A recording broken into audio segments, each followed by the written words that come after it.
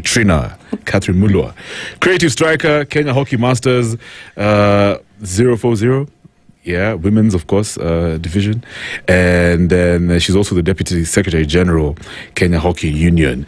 Now, Prab, so obviously you've played in Kenya, you've played internationally, you've played for England.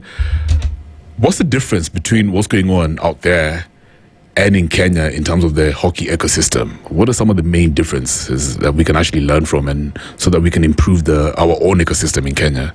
I think first and foremost is it has to be infrastructure. If we put the infrastructure in place, like we spoke earlier, we got the talent, and I think we have the coaches that are present, and I know a lot of them are FIH accredited at I think level 3 or 4 or higher.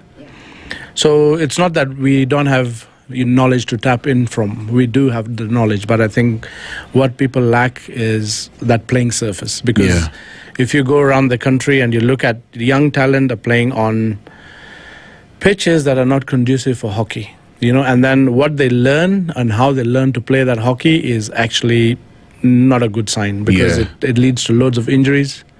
And people, every player is playing hockey with a passion, but through that passion, because the surface is not right, some people don't have the right equipment, the right shoes, you're bound to cause injury either to yourself or to your opponent. I agree. So, and when you play overseas, and I think Olivia will also back me up on this, health and safety is foremost. Hockey, as it used to be in the past, I remember when I started, the one rule I was taught was, if the ball goes past you, the man doesn't. Yeah, wow. You see, that's how the defender used to play. Yeah. But now hockey is so much safer.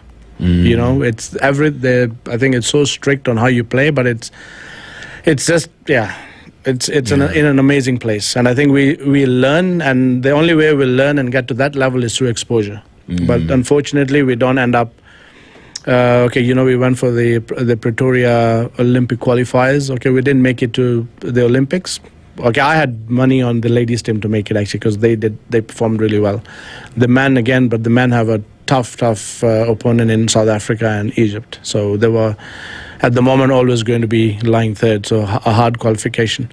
But then, we're only getting that exposure once in a while, but we need to get it more often. Yeah, I can imagine. Yeah, and once we have infrastructure, and going back to what Trina said earlier, we'll get international teams coming here. Like when I started hockey, Holland used to come here, Pakistan used to come here, India used to come here, and those were their test series in prep for World Cups or the Olympics. Wow, yeah. You see? So they bring over the top players. The team that was going for the Olympics used to come because it was high altitude training, but Kenya used to provide them a stern test. Kenya, I think, was number 4 in the world once. What? Yeah. Yes. Look at that. This is shocking. So imagine at the pinnacle we were and where we are. And then even now, there's the legends of the game that are still here, alive today with us, that can basically nurture these youngsters to get back to that level. But the one main thing I would say is infrastructure. Yeah. What about the game in itself, right? Because I'm sure, strategies have changed. It's probably faster. So you've talked about infrastructure, but what about the games? What can we actually learn? Because you've played at a high level, Masters, World Cup for England. But if you look at, because I know you also mentioned this, the talent is amazing in Kenya. Yeah. But what really makes some of these countries really stand out? Forget about infrastructure, but just about the game. Yeah, what can we learn from them? Like I'd say, it's exposure first and foremost for these countries, because a lot of the countries play FIH Pro League, but they play test series against each other. You see, we actually limit our players from that. All we are doing now is playing grass hockey, Muram hockey, and then when we play, unfortunately, the City Park is in such a bad state. When we water the pitch, there are puddles. So what happens? Then this is my take.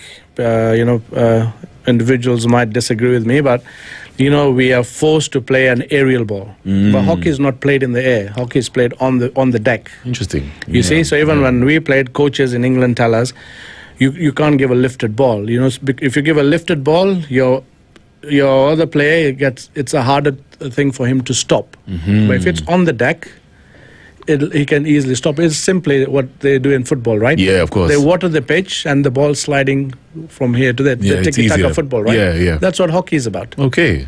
But then what happens is, so we translate those bad habits. Yeah. When we go internationally, Yeah. And then if you watch our teams play, and that's what they're doing. They just want to do an aerial ball. Well, why would you choose to do aerial balls? I mean, isn't it basics? Like, you're supposed to just, play the tiki-taka for the ball. Yeah, you will do it, but you see, when you play on a proper Astro, and when you play on a bad Astro, and when you go to a proper Astro, you actually know the difference, because the Astro is going to be heavier. Players will struggle. It'll take you 3 games to get used to. By then, your pool games are finished. You've lost. Makes sense. You see, and I think that's what's really, I would say, pulling our players back. Yeah. And what gaps did you see in the country, obviously in the game and in the union, that made you actually start the Performance Hockey Kenya Limited? Performance Hockey Kenya Limited, I actually wasn't through any gaps in the association. I would say within the country, because there was no brand. So obviously I started performance hockey during COVID. When I was in the UK, I was kind of made redundant from work. Yeah. And I just thought, you know what, I'm not getting younger. I love this sport. Okay, what can I give back? So, I got one stick branded, and I paid nearly £300 for that one stick. Wow. Just to get it branded with an idea that That's I just expensive. sat there drawing. And then from there, I just I met somebody, like an ex-international. When did you do the branding in the UK? Or no, the branding, all the sticks and everything comes from Pakistan at the moment, because that's where all the kind of the best sticks are made. Right. And so I met a guy who basically, we just sat chatting, and I said, look, I want to do this. Can this happen? And he goes, yeah, we can do this. So by the evening, he had given me contacts, so I'd got in touch. And all of a sudden, I had ordered, I think, around 100 sticks, and sold, gave quite a few away just so people can test them out. And I used to play with the greys all my life, and I still have like 4 sets of greys. But as soon as I started playing with a performance stick, I actually haven't looked back. And okay, so excuse my ignorance. What's up with the greys? The greys is one of the best brand in hockey sticks. Oh, okay. Yeah, so hockey equipment. So it's a stick made in Pakistan, and but then when I grew up, that was the stick they could have. It was a Grays or a Dita. Those were the 2 sticks that you basically wanted to have. So Grays was the pinnacle. And so I played all my hockey career with that until COVID, when I started the brand, and I started playing with my own performance brand. Yeah. So apparently your brand has really grown over the years.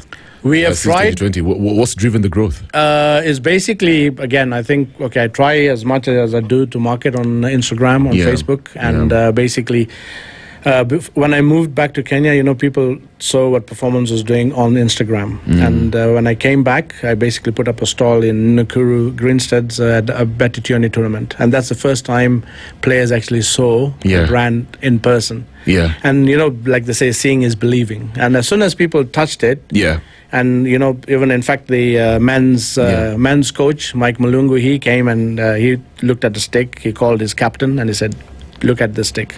And he made his captain buy that stick, straight away. And it's like it, and it's just, for me, the ethos was bring in quality, because I played with quality, and now I'm trying to bring in quality for players. So when you're on the pitch, you enjoy the game, because you can hear a good stick from a bad stick. Oh, that's interesting.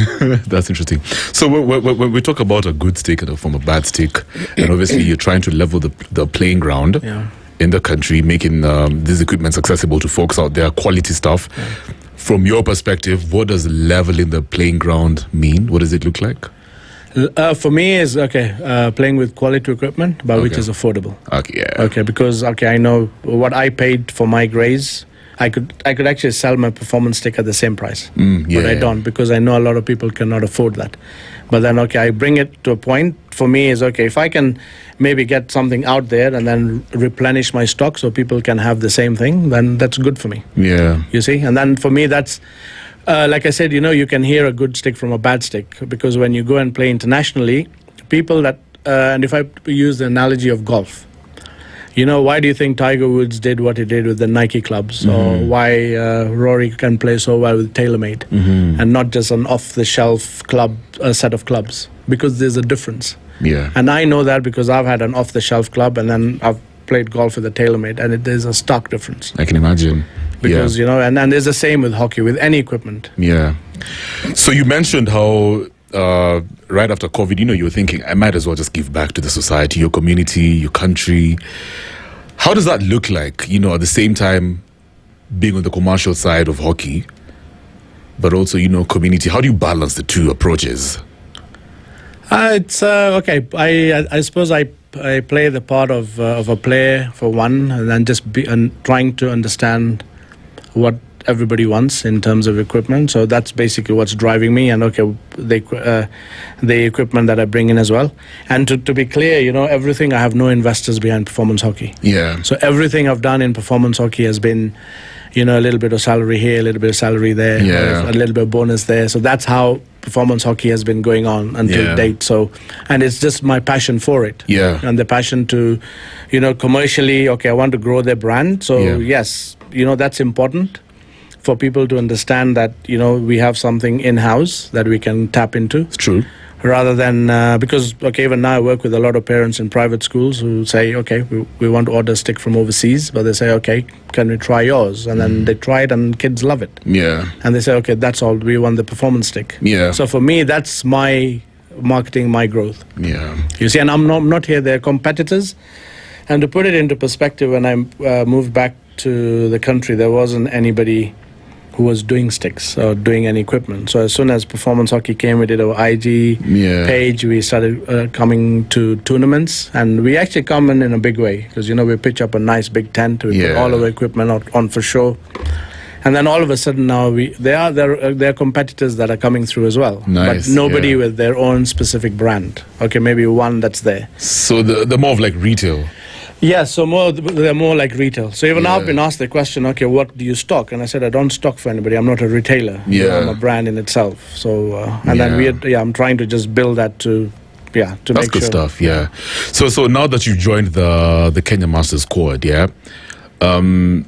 what do you foresee in terms of trajectory when it comes to the potential of hockey in Kenya? What do you foresee happening in the next, few years?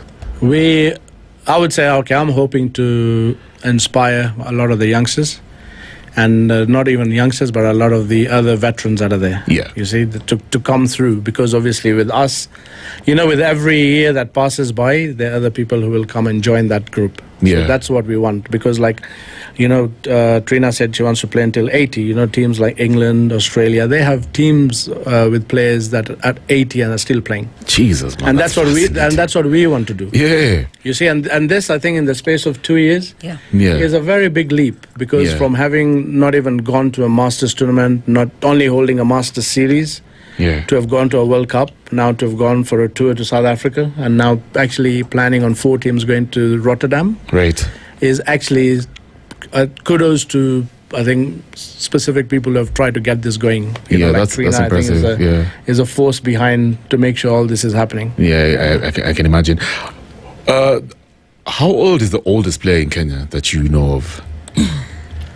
I don't know about the ladies, but maybe men. For the men? Yeah. We probably have some that are up to 65. Very nice, very nice. That's not easy. It isn't. It's not easy. Oh, they're 70, I should say. 70. My mentor. How do I forget my mentor? Yeah, he's 70. And he went with us to Johannesburg. Yeah. And I think he was the best. He was in the squad as well. He was playing for us. He was actually our best player throughout the game. No way. That's very good. That's amazing. That's amazing. Sawa. Hold it right there, guys. And we're coming back with more conversations. Trina is in the building, but also the one, the only Olivia Ambani. Olivia, I got to shout you out the whole time. And I'm going to ask you a few questions about hockey and, of course, your journey as well. Guys, it's all about the state of Kenyan hockey, the evolution, the progress, and the possibilities. Prab is in the building, founder of Performance Hockey Kenya Limited, and Catherine Mulo, a.k.a. Trina, creative striker, Kenya Hockey Masters 040, the women's division, and Deputy Secretary General, Kenya Hockey Union. We'll be back in a bit right after some change by Irene Ray and Kelani. 94.